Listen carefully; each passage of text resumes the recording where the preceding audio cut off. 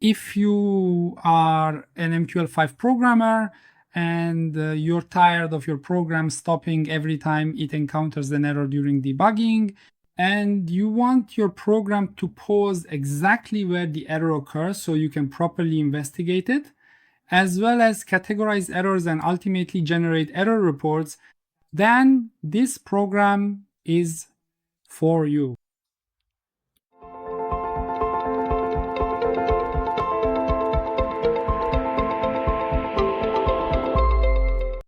Hello, I hope you're doing great.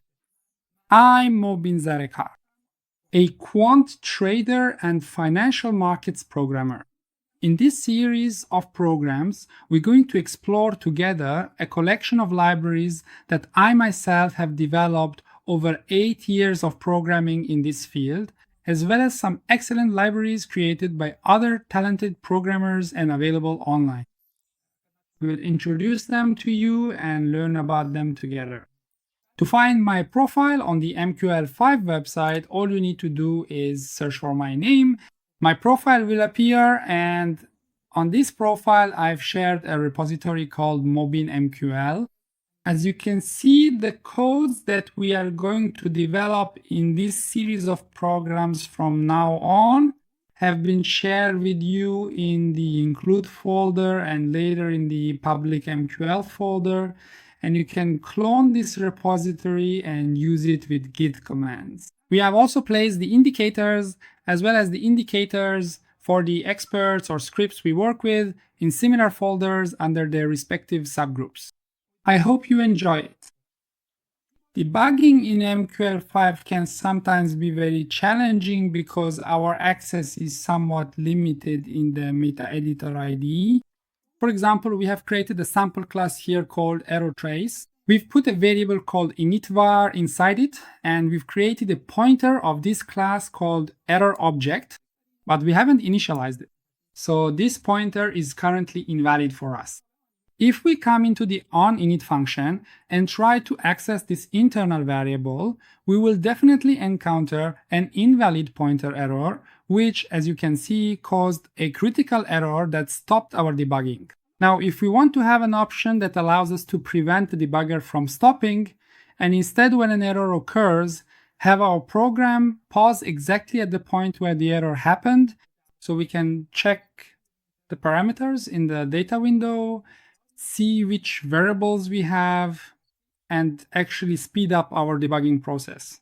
To do this, we use two libraries. We actually use two classes.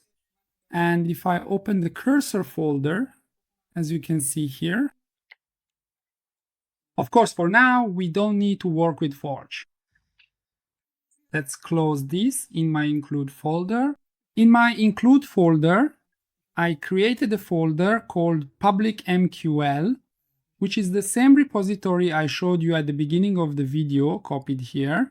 And in the global error handling folder, under models, there are actually two classes. The message class is used so that we can actually create our errors. Each error is recognized as a message.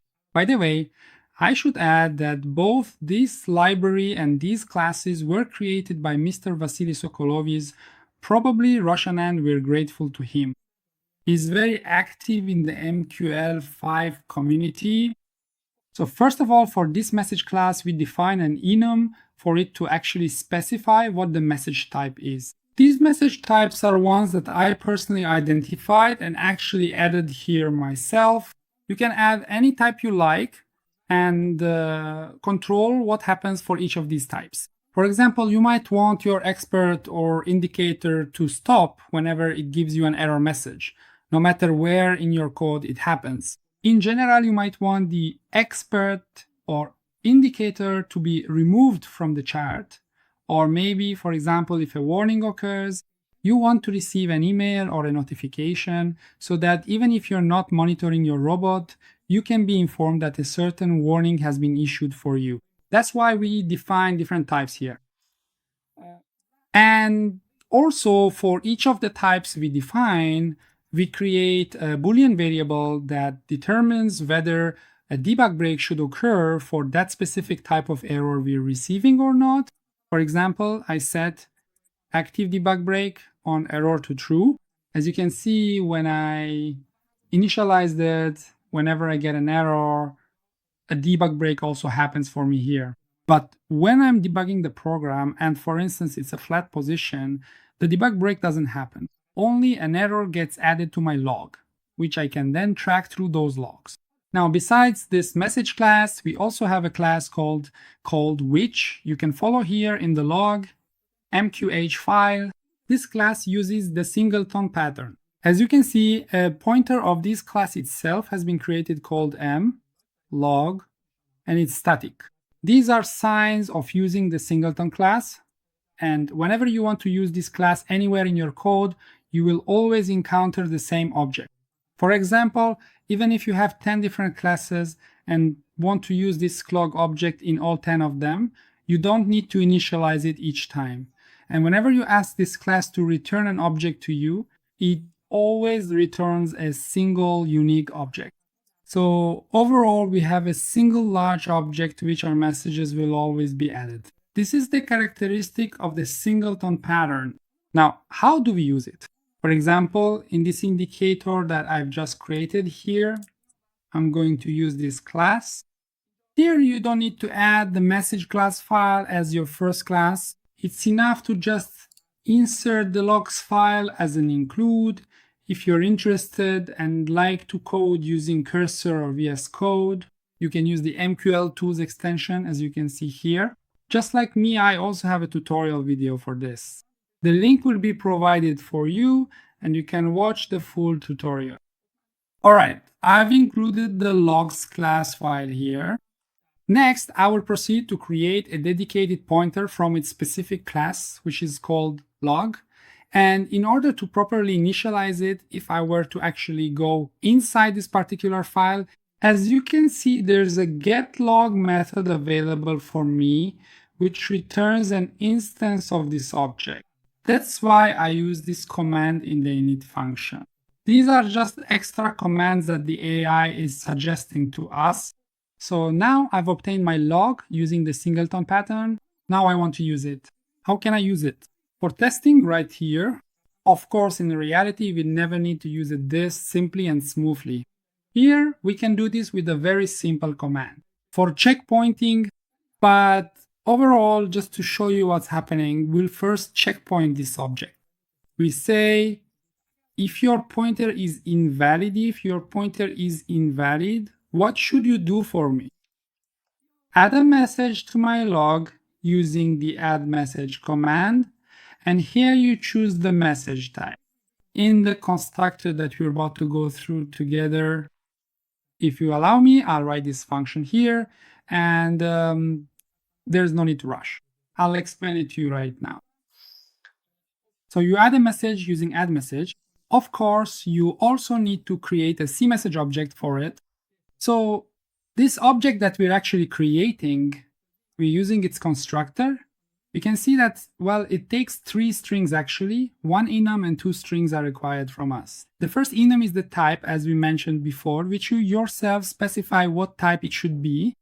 The second string is the source, and that's up to you here. I'm using function, so it returns the name of my function. The third string is a description about that error. As you can see, we've now created a CMessage object and added it to the log. Otherwise, if that didn't happen and the pointer was correct, then go ahead and perform that print for us. Print that init format for us. So as you can see, we are now using this log, but what use does it have for us? Now, if I come here and run this in debug mode, as you can see, we no longer get an error.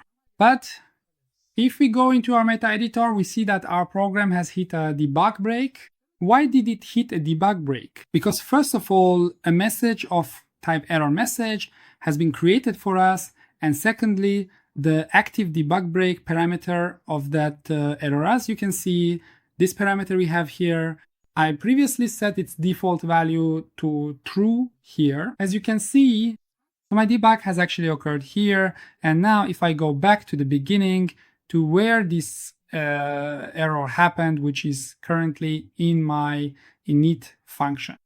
Here I have access to all the variables I want to inspect. Now, to examine it a bit more advanced, now we've set our debug point on our return statement at the end of the init function. Now we want to see what exists inside our log object. We had added it once before, that's fine. As you can see, I'm also entering the messages section of the log object, the data section, and as you can see, its number is this. It's 0, or our first index has an error message added for us. Its source is from the init function. Its name is unknown. And the text we actually had is the same text we wrote here. As you can see, the server time has also been added here. And in fact, it will also return the runtime errors of mql5 for you here. So you can easily control all your errors this way. Personally, I use this function in all the classes I have. For example, if I were to come here and specifically want to create a new test class, perhaps for a particular scenario or a specific functionality, I would proceed with that action.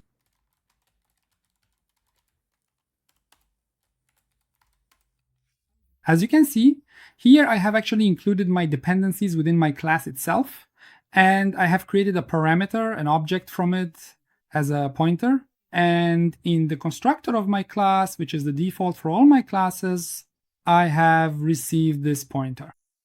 From now on, in all the classes that we introduce to you, in all the libraries, we will use this function and this functionality for the libraries. I hope you find it useful.